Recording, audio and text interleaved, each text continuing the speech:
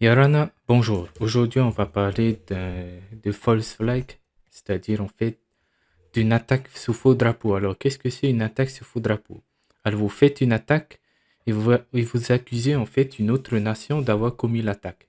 Par exemple, cas euh, actuel, on peut prendre par exemple les sabotages qui ont été faits sur le Nord Stream 1 et 2 par les Américains et dont la responsabilité va revenir aux Russes.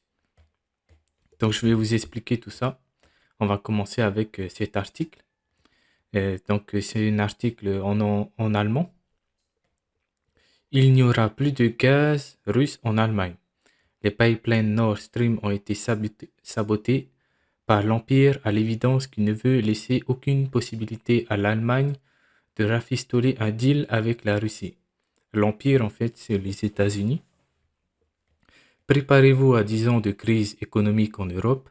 L'effondrement s'accélère, préparez-vous. Suivant. Donc là, en fait, vous voyez, c'est des vraies images, hein, c'est les images du pipeline qui a pris, qui a été saboté. Donc ensuite, on a un communiqué des États-Unis, de la Maison-Blanche, qui dit qu'ils sont prêts à soutenir les Européens suite aux fuites de gaz de Nord Stream. Et vous allez voir qu'en fait, ils disent ça pour se marrer, vous allez comprendre, pour littéralement se foutre de la gueule des Européens. Donc, voici ce que dit Biden, je crois que c'était en février. Voici ce qu'il a dit. Let me answer the first question first. If Russia invades, that means tanks or troops crossing the border of Ukraine again. Bon, c'est en anglais, je vais plutôt lire en bas. Si la Russie envahit l'Ukraine, il n'y aura plus de Nord Stream 2. Nous y mettrons fin. Et le journaliste il dit, mais comment allez-vous faire puisque le projet est sous le contrôle de l'Allemagne? Biden qui répond, je vous promets, nous pourrons le faire. Suivant. Donc là, en fait, même aux États-Unis, dans l'émission la plus vue, ils se demandent si ce n'est pas l'administration Biden qui a saboté les gazoducs.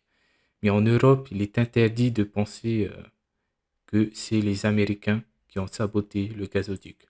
Donc il faut savoir en fait que les Américains depuis très longtemps étaient contre justement les gazoducs, enfin pour les Nord Stream 2, ils étaient contre cela et donc ils ont pris des mesures bien en avance. Je vais vous montrer bientôt. Donc ça en fait c'est sur Fox News. Donc lui vous le connaissez sûrement en fait c'est un journaliste reconnu, Tucker Carlson, qui parle. Peut-être qu'en fait, c'est l'administration Biden qui a fait sauter les Nord Stream, l'affaire des gazoducs. Donc ensuite, on va voir le média en 442, qu'ils ont bien résumé la situation. Comme annoncé par Joe Biden, les États-Unis à l'origine des explosions sur les gazoducs Nord Stream 1 et 2. Nord Stream 2, nous y mettrons fin. Croyez-moi, nous avons les moyens d'empêcher la mise en ligne de Nord Stream 2. Donc, on va aller voir le média en 442. On va remonter. Alors, les gazoducs Nord Stream 1 et 2 reliant la Russie à l'Allemagne par la mer Baltique ont été torpillés ce lundi 26 septembre. Les images prises depuis le ciel montrent un impressionnant bouillonnement de la mer dû au gaz qui s'échappe. 3 fuites ont été découvertes sur les gazoducs Nord Stream 1 et Nord Stream 2. Donc, la première ministre danoise n'exclut pas la piste du sabotage. Ensuite, nous avons le premier ministre polonais, Mateusz Morawiecki, qui dit nous ne connaissons pas encore les détails de ce qui s'est passé là-bas, mais nous pouvons clairement voir qu'il y a eu acte de sabotage. Ensuite, vous avez la ministre suédoise des Affaires étrangères, Ann Linde. La fuite de gaz sur les gazoducs Nord Stream 1 et Nord Stream 2 dans les zones économiques exclusives de la Norvège et de la Suède est le résultat d'explosions probablement causées par un sabotage. Donc, le 27 janvier 2022, la sous-secrétaire d'État pour les affaires politiques Victoria Nuland, qui regarde les Européens comme des moins que rien, avait lâché cette phrase en pleine organisation de la révolution de 2014 en Ukraine, que l'Union européenne aille se faire foutre. Donc, c'est des mots extrêmement bienveillants envers les Européens, évidemment. Si la Russie envahit l'Ukraine d'une manière ou d'une autre, Nord Stream 2 n'avancera pas. Donc, voilà, on va regarder. Donc, voilà, Victoria Nuland. Very strong and clear conversations with our German allies. With regard to Nord Stream 2, we continue to have very strong and clear conversations with our German allies, and I want to be clear with you today. If Russia invades Ukraine, one way or another, Nord Stream 2 will not move forward. Voilà. Donc, Joe a parlé. Donc, voici un tweet. Question pour les journalistes et les experts objectifs. Quel intérêt la Russie aurait eu à saboter Nord Stream vu ils peuvent cesser d'alimenter et que c'était leur outil de chantage numéro 1 envers l'Europe. Donc, il faut savoir que la Russie n'a pas l'intention de prolonger la guerre. Hein. Et donc, du coup, le fait d'avoir justement les pipelines en place pouvait être une forme de chantage pour justement rallier l'Allemagne dans une sorte de paix politique, on va dire. Et d'arrêter, en fait, de supporter les Ukrainiens. Voilà. Donc, vous avez Radek Sikorski qui dit « Merci les États-Unis ». Donc là, il montre en fait le gazoduc qui a été l'image en fait de la fuite de gaz. Donc il faut savoir aussi que Ronald Reagan a signé un décret présidentiel autorisant le sabotage des gazoducs. Donc ça veut tout dire en fait. Et les seules perturbations qu'il y a eu dans la livraison de gaz depuis 1966 sont les résultats des sabotages provoqués par les Américains. Donc ensuite, nous avons la théorie du Heartland selon Halford John Mackinder. Voilà. Donc, je vous laisse plutôt les experts parler de ça, en fait. Hein.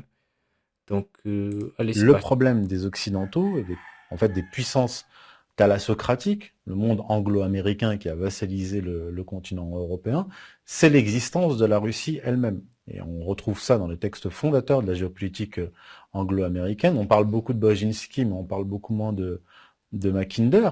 Mackinder en 1904, en fait, quand vous le lisez, vous comprenez toute la géopolitique anglo-américaine aujourd'hui. Alfred Mackinder va théoriser ce principe du Heartland qui dit que le Heartland, c'est la zone pivot qui couvre l'Europe centrale et la Russie européenne. Et vraiment enregistrer ceci, et vous allez comprendre après, quand je vais expliquer la politique de Poutine, les anglo-saxons avec Mackinder disent il ne faut en aucun cas qu'une puissance européenne unifie l'Europe et la Russie en une seule entité. Car s'il y a une entité politique unifiée qui, allant de la Bretagne jusqu'en Russie, ce bloc aura de telles ressources économiques et démographiques que nous, anglo-saxons, sous-entendu les Anglais et les Américains, nous serons éjectés et nous serons les subordonnés. Donc c'est un point capital à comprendre. Et toute la politique anglo-saxonne, c'est ça.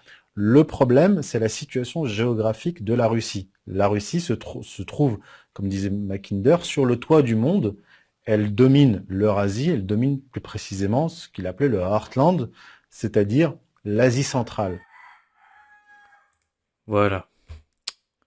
Donc j'espère que c'était assez clair.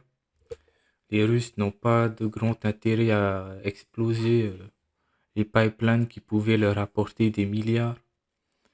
Alors que les Américains, si, tout simplement maintenant l'Allemagne va peut-être importer du gaz des États-Unis ou peut-être devoir trouver de nouvelles solutions. Mais il faut se souvenir justement je sais plus quel officiel ou politicien américain qui a dit nous nous battrons jusqu'au dernier Européen. Donc, c'était pas ukrainien. Joe Biden avait dit ukrainien, mais il y a un autre qui a dit jusqu'au dernier Européen.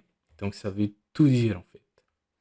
Ça veut dire que les États-Unis vous portent en grande estime dans leur cœur et qu'ils ont envie de vous voir disparaître de la surface de la Terre.